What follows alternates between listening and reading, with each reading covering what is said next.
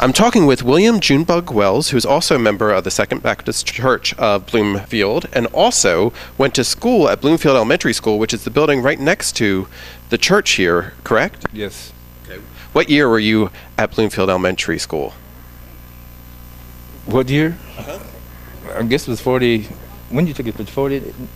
Well, we have a picture that we're looking at right now that was taken in 1950. So we know you were there in 1950.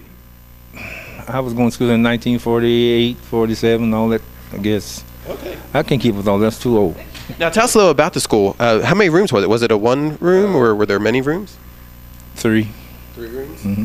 Okay. And did you go through first through like 4th or 5th or? Just to the 8th. Oh, 1st through 8th. So you went through all of them through there. Okay. Okay. Now, so you're here on Sundays at church, and then during the weekday you're right next door, right? Yes. Where'd you live? Right around here as well? I live behind Humphrey Brothers. Okay.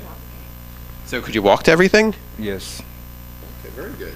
Now, we have this picture that we're looking at, which has about 88 people in there, so that's a lot of kids going to this school. You're number 56 in that picture. Do you remember that day? I doubt it. Well, this school was used until the mid-50s, and then it was Eli Brown School, correct? Yes. That they went to, okay. And you have some other classmates that are here with you, or who went to that school as well, right? Do you want to tell us who they are? I don't know if they're going to talk to me. Leo Drake. Okay. And? Shirley Hayes. But she don't want to talk us. But we're looking at this picture because they didn't want to get on camera, right? But it's a good picture. It has lots of kids in it. I know. But I'm glad that you talked with me. Thank you very much. You're welcome. All right. And we're taking a look again. It's the Bloomfield Elementary School with 88 of the students. It was taken in about 1950. I'm here with 2 more people down at the Second Baptist Church of Bloomfield, and I have Beverly Mason, who we're going to hear a little bit about, who is also the secretary here at the church for quite a few years, and I have Jane Cecil, who is a historian here at Bloomfield, who's going to tell us about some of the individuals who have been part of the history here at the church, correct? Correct. Okay, and one that we're particularly going to talk about is one that has a window in their honor here, right? That is correct, and as a longtime Bloomfield resident, I think we need to be extremely proud of, well, lots of folks, but several in particular that have come out of this church and our community. The window that you're asking about has a name on there that says Harvey C. Russell. Harvey C. Russell is best known as the person for whom the Russell neighborhood in Louisville was named, because he has been president of Kentucky State University. His name is on the window up in this Second Baptist Church of Bloomfield, Kentucky, because he was a deacon in this church. His early education was here long before integration. But then he went on to become a fantastic educator, and that's quite an accomplishment. And we're talking about Mr. Russell, who we believe was born in the 1880s and lived around the turn of the century into the 1900s then. Correct. There is a large amount of information about him on our Historical Bloomfield website, so you might want to check it out there. Okay, fantastic. Now, in 1948, Ms. Mason here came to Bloomfield. Is that correct? Oh, yes. Okay.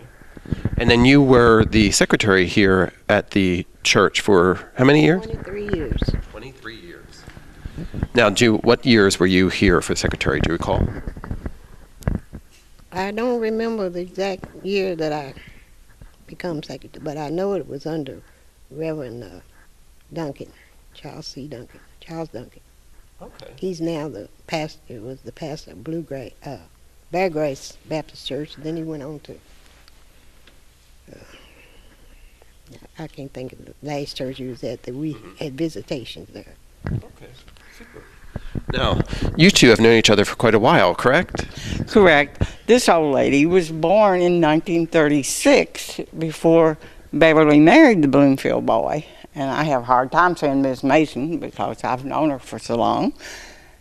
So she knows about me, and I can tell things on her. She has been my help I was the historian of the Ladies Auxiliary in Bardstown. Okay. And when I needed to get something together, my book to go into the convention, I'd come down and she'd work with me, help me to put the book together. Fantastic. So we have two historians here. Yeah. Do you remember anything? What's the most interesting piece of history that you recall about this church or about Bloomfield in general that you've experienced in your years doing some research? Well, see, when I first married, my husband was a Methodist next door. Okay. And I attended that church a lot. And then they wanted me to sing in the choir, Ann and Ben.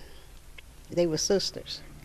So they went to Bardstown, and Miss Bessie Lee Smith was the secretary there. She kept the records. And they said they couldn't find any papers. And she said they didn't ask her. They just wanted me that bad.